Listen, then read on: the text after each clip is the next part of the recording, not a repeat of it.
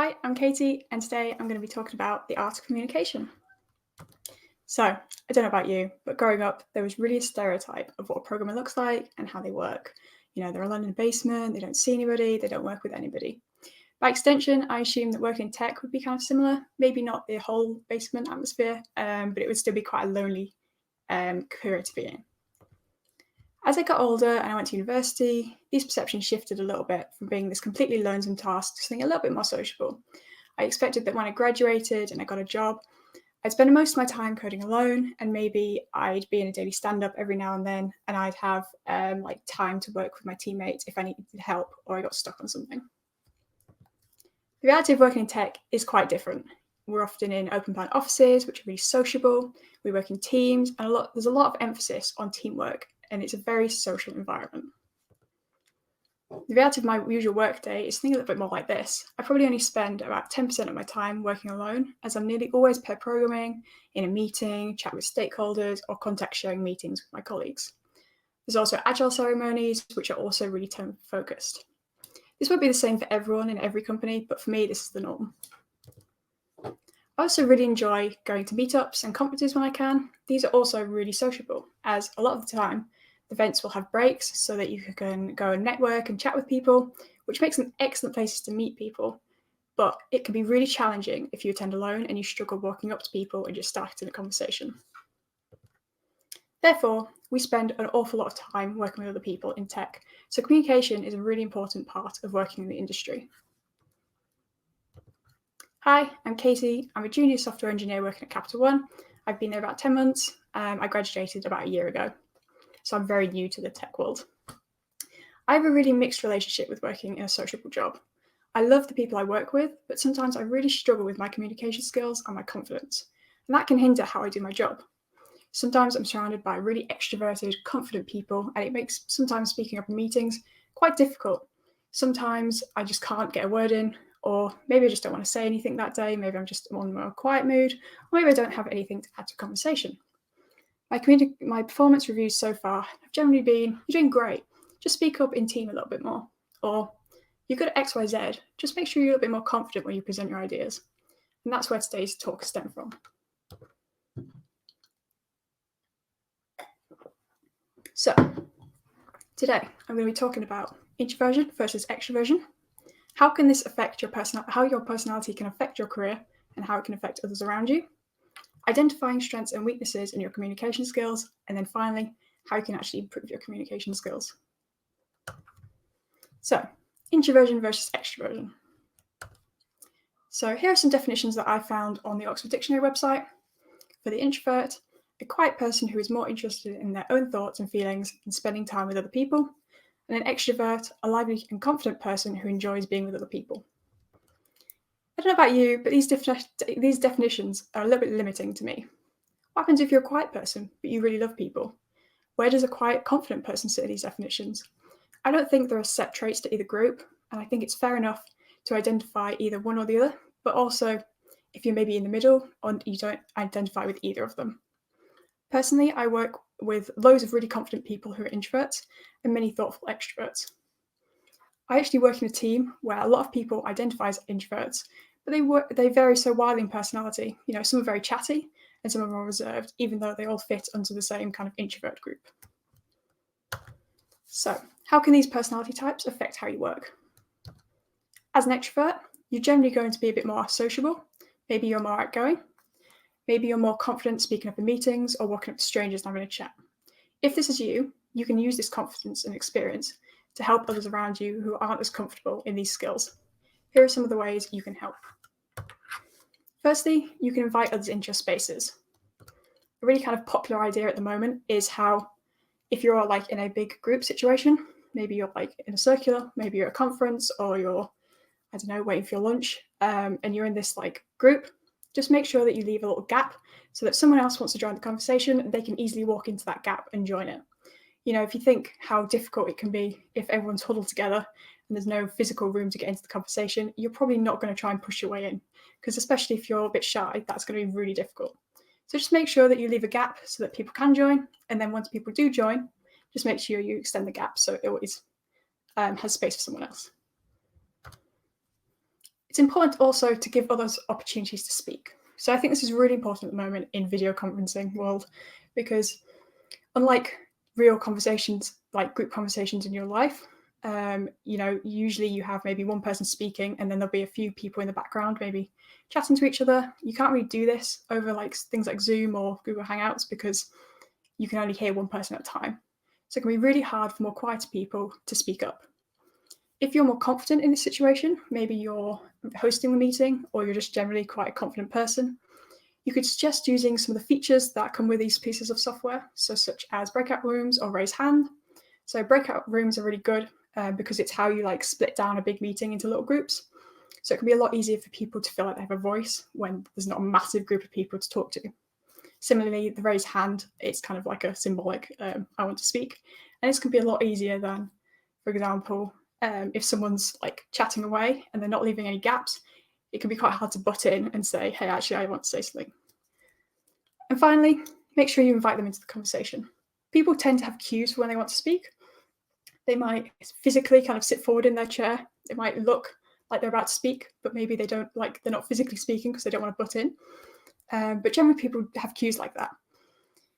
Always try and invite them into the conversation. And I think it's really important to make sure that everyone has a voice. So shy people might not be able to make that physical kind of I want to speak kind of thing. As an introvert, I think you can also adapt things to work better for you. You don't have to just stick to the status quo if something isn't working in your work life. So for example, maybe you prefer to have materials up front before a meeting so you don't get bombarded in the meeting and then have to make a decision up front. So if this is you, you could always, get in contact with the organizer beforehand, see if you can get that material beforehand so you can have time to digest it before the meeting instead of getting a stress of getting put on you during the meeting. I think it's important to know that also differences in personality are really good for running teams. There's going to be times where there's going to be some really loud people in a group and some really quiet people, and it might be really hard for the quiet people to get in. However, I think if you can get past that initial tension between personality types, having a mixture is really, really great. Because if you think that maybe some introverts are better at digesting information long term, so maybe they like to have a good think about things. Some extroverts, like to be given a problem and come up with a solution really quickly. So if you think those two people really well together, because the extrovert might be able to come up with a solution quick, and then the introvert can go away and have a think about it and maybe find some problems with the solution, and then they can come back and then work through them together. Also, I think it's important to know that you need to be patient with people. I definitely sometimes struggle. Maybe I'll be in a conversation with lots of people and there's someone who's chatting loads and I just want to try and get a word in, but I can't. And I get quite frustrated sometimes. However, I think it's important to know that just like I tend to be more quiet, some people are just chatty and they can't help it any more than I can help myself. And also helping other introverts. You know what it's like sometimes when you just can't get a word in or you're struggling in some situations. Well, sometimes this isn't going to be you and you're going to be feeling quite confident. Maybe you're with a group of friends that you know really, really well. So you're maybe not as shy as normal. If there's someone else in the room that you can see is a little bit more shy and a bit quiet, invite them into the conversation and make them feel how you would have liked to feel in their situation. Next, I'm going to look at identifying your strengths and weaknesses. I don't think this is necessarily associated with your personality type. Everyone has strengths and weaknesses to their communication skills, and everyone has opportunities to grow. When you're first looking at assessing yourself, it's good to get feedback. Firstly, I like to do some self-evaluation. I do this by making some lists and collecting some evidence. So these lists might be of things that I think I'm good at, maybe some things that I want to be better at.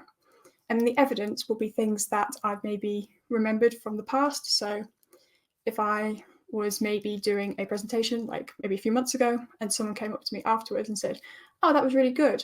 I found it really informative or well spoken. That's the kind of evidence that I would put down to say that one time it was very important for that person. I think it's important to be critical when you're doing this, but also give yourself credit. Depending on your personality type, you might be more tending towards writing a list of all the things you're really great at, but maybe glossing over the things you're not so good at. Or likewise, you might be someone who's really negative and you're really easy to find flaws with yourself, but not what you're good at. Just make sure you're trying to make this balanced. It's important that you find things that you want to improve on, but you also need to give yourself credit for things you are good at. And finally, I like to include non-official skills. So you might overlook things that you are good at, things like being compassionate or really empathetic listener. These are traits that people really do remember about you and will respect you for. So it's important to include them when you're evaluating yourself. After that, I like to go into peer review. So you can ask your manager, your colleagues, your team members, your friends, family, whoever, for some feedback on your communication skills. I would just say that when you do this, make sure they're structured in the way you ask. If you just go to them and you say, what am I good at? They can have no idea, firstly, probably what you're talking about, but also how do they start to begin to think of what you're good at? Unless you're like a professional speaker, that probably isn't the first thing they're going to think of. So when you ask your questions, make sure they're structured. So for example, I presented at X meeting last week. Do you think my explanations were clear and easy to follow? That way they're going to know exactly what meeting you're talking about and they're going to be able to give you some really good feedback. So you've had to think about yourself and you've asked your teammates for what you're good at. So what are you good at? This might be giving presentations, explaining technical concepts in simple terms, or it might be how you're really empathetic and kind when people come to you with their problems. All of these are really important and help you stop falling into feelings of imposter syndrome and similar feelings of not feeling good enough to be in your job. So we're thinking about, how can I leverage these skills in my career and can I help others with my skills? So where could I improve my communication skills? I think just like programming, you can practice and improve your skills. Think about what you want to improve and set some goals to do this. It's important that these goals are realistic, and time-bound, etc., because there's no point saying I want to be better at public speaking and not setting any more specific goals around that. It'd be more useful for you to say, okay, I want to speak at 3 events by this time next year. That makes it a bit more realistic for maybe and it's more achievable because it's, not too many, not too little, etc. And it also means in a year's time, you can come back to it and you can say, yep, tick off this goal, I did it. Or, no, I didn't do it, why didn't I do it? Next, once you've got some goals, you can start to seek opportunities to work towards these goals. So some opportunities are going to be coming towards you. You'll be maybe one of your goals will be that you want to be better at mentoring like more junior developers than you. And you might be at work one day and someone sends you an email and says, hey, we've got some interns coming. Would you be interested in mentoring? That would be fantastic, that opportunity, because it'd be exactly what your goal was before. Sometimes it's going to be a little bit more difficult, so you might have to go out and look for opportunities rather than coming to you. For example, if you want to go speak at events, you might have to go look for conferences or look for meetups that are looking for speakers. Finally, it's good to reflect on these goals. It's really important to realise how far you've improved, because otherwise you might just shrug it off as, yeah, I'm a bit better at speaking now, but what does that really help? If you went from never speaking in public to doing 3 talks, that's amazing, and you need to be able to kind of take that positivity and let it drive you forward. So here are some kind of common struggles and areas for improvement. Building connection with others can be really, really daunting for some people, especially when you're in a work environment when there's a lot of pressure. When you're in a work environment, there's definitely a feeling that you have to get on with everyone, because obviously to do your job well, you need to be friendly with everyone. But there's a lot of pressure sometimes with maybe there's people you really don't get along with. So you need to be able to work through that. It can be really hard to get past the awkward small talk phase. All I would say with this is just be patient. I know personally I would rather skip it completely and kind of get along with everyone and not have to deal with the awkward weather small talk with everyone. But realistically, that's just not going to happen. You do have to suffer a little bit to be friends with people. It's important to accept that you're not going to click with everyone. There's always going to be people that you just can't get really a good conversation going. I know this applies a lot to me because I'm definitely a listener. So if the other person is a listener too, it can be really difficult for us to have a chat. So people like that, I'm probably never going to get on with amazingly well. As long as you can get to the amicable stage of the relationships, that you can at least get your work done together, that's great. So as I said, some people are listeners rather than talkers. So it's important sometimes to consider other things. For example, active listening. I think active listening is a really important skill for everyone, but I found it really helps me because I'd rather not always be the main focal point in a conversation.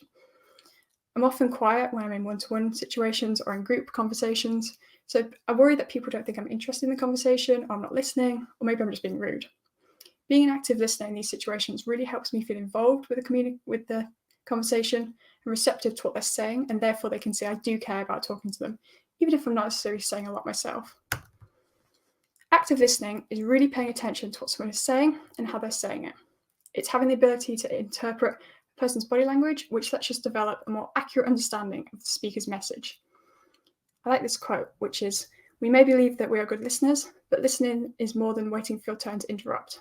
And I think this is really true. How many times has someone been talking to you and you've suddenly remembered this really funny joke about something they've said? And then you're thinking so hard about how you're going to deliver this joke. When should I say it? How should I say it? That by the time you've really kind of settled all of that in your mind, you miss half of what they've said. It's really important that you are involved with conversations all the time. So this can be through things like nonverbal involvement, for example. This is things like maybe nodding along, just showing that you're understanding what they're saying. And it's things like not looking off into the distance, playing on your phone, playing with your fingers while you're listening to them. Next, I think it's good to ask questions. I think this shows that you're both interested in the conversation and you want to continue it. And then repeating in your own words what you believe the other person says are ways to show that you follow the conversation and you understand what they're saying and what they mean. As I said before, small talk is something I struggle with a lot, and I think I have been improving over the years, as I do think it is something you get better with time. It happens all the time at work, and it's probably going to be something you have to deal with during your career. Now, you're at the coffee machine, you're in the lunch queue, you're ready for meetings start, it's everywhere. My approach to small talk is to make sure I start with a broad and not too close topic. I'd love to talk about sometimes the weird TV show that I watched at 3 a.m. the night before with one of my colleagues, but realistically, they're probably not going to have seen it and it's going to end the conversation quite quickly. I like to chain topics together that I feel confident talking about, so although I complain about weather small talk a lot, I think it's actually sometimes quite a good topic to start with, because a lot of the time it can go from things like, oh, the weather was nice last weekend. I went to this burger place that was amazing, nearly as good as this other burger place. And then they'll probably chime in with, actually, I really like pizza. And, the conversation can go from there. I think it's important to try and remember a few details about each person so you can have a chat with them in the future about it. Do they have children? Have they just moved house? Are they into running? I think when you see people a lot, maybe you see someone every day, you're not going to have to make such an effort to remember things about them. You're probably just going to do it naturally. But sometimes if you maybe only see someone, once a month, once a week for a scheduled meeting, trying to remember a few things about them can really help the next time you do bump into them. I would say sometimes bringing up hobbies, things like sports, can be a bit on the edge, because I don't know anything about running, so it's always a bit risky to start a running conversation. But then I go into the kind of active listening stage where I'll start to ask them questions about their hobby. So even though I have just started a conversation about something I don't know, at least I can learn something out of it as well. I really do think that practice only makes for improvement when it comes to small talk. Personally, I've found that when I'm exposed to it a lot, things like when you start a new job and there's loads of new people to meet, those are the times where I get my best from small talk. But don't worry if you're not always at your top form when it comes to small talk, because it can be quite hard. I think it's really important to push yourself out of your comfort zone when it comes to your communication skills, even if it's just a tiny, tiny bit at a time. If you're always in your comfort zone, you might not be growing and learning. Now, I'm not saying go out and sign up to a TED Talk or go and mentor 5 interns next week if you've never done it before. Whether it's just to go out and chat to one new person at a meetup or give a small presentation at work, they all count towards building your communication skills and confidence loads. If you feel up for it, public speaking can be a really rewarding way of building your confidence, even if right now you think it's the scariest thing ever. Start really small. Things like local meetups and lightning talks are really great. Meetups are great because they're often looking for beginner speakers. They're not as daunting as a massive conference, for example. And you can always attend them beforehand to make sure you feel safe in the environment. Lightning talks are great because they're really short, so you don't have to prepare an hour-long lecture to go and do your first talk. I'd recommend talking about topics that you're passionate about. It's really hard, I've found, to do really technical talks that I maybe only learned the content recently. Whereas if you talk about a topic that you know loads about, if you go blank on the day about talking about it, at least then you have a bit of a natural ability to have a chat about it, rather than forgetting this really complex equation you have to write while writing this piece of code. A lot of conferences have first-time speaker schemes, so this is really great for signaling to you as a beginner speaker that they're looking for speakers of all experience. I think sometimes, I go into a cool looking conference and they're all CEOs and they're all like TED speakers. And obviously I know quite quickly that they're not looking at someone for my experience level. So it's great. First time speaker screens are great because it signals to you that you can do it. And it also lets you know that there will be a lot of the time some support available. So you will not just be on your own preparing your talk. And finally, it's important to remember that pretty much every speaker has felt anxiety. There's so many times where I watch a really confident speaker and I'm like, wow, that's amazing. They didn't look anxious at all. And then you go and talk to them afterwards and they will say, oh, I was absolutely bricking it. Realistically, everyone feels anxiety when they do. Well, maybe not everyone, I'm sure someone out there doesn't, but most people feel anxiety when it comes to giving public talks. It is normal to feel apprehensive about it. And finally, I think mentorship of teaching is a really fantastic thing to dip your toes into. It's really great if you're in technical learning. I feel like a lot of things you don't realize how well or how not so well you know something until you try and teach it to someone else. The more you do it, the easier it will get and the more confident you become. It also lets you make an impact on others and pass on the knowledge.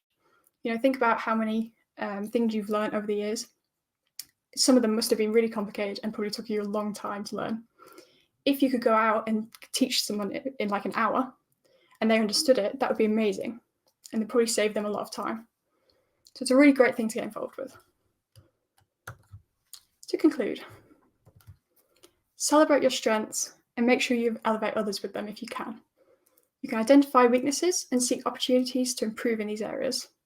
And if you're always in your comfort zone, you might not be growing and learning. Finally, you belong in tech whether you're introverted or extroverted. You don't have to be out there leading every meeting, excelling in every presentation and conversation to succeed in your career. So don't be too hard on yourself if you're struggling to speak up at work or you made a mistake in one of your explanations. Equally, there's nothing good about us being a so-called 10 times engineer that's amazing with coding but can't communicate or work with anybody. It's really important to strike a balance. I've still got a really long way to go with my communication skills, but I hope what I've spoken about today helps someone else. Thank you very much.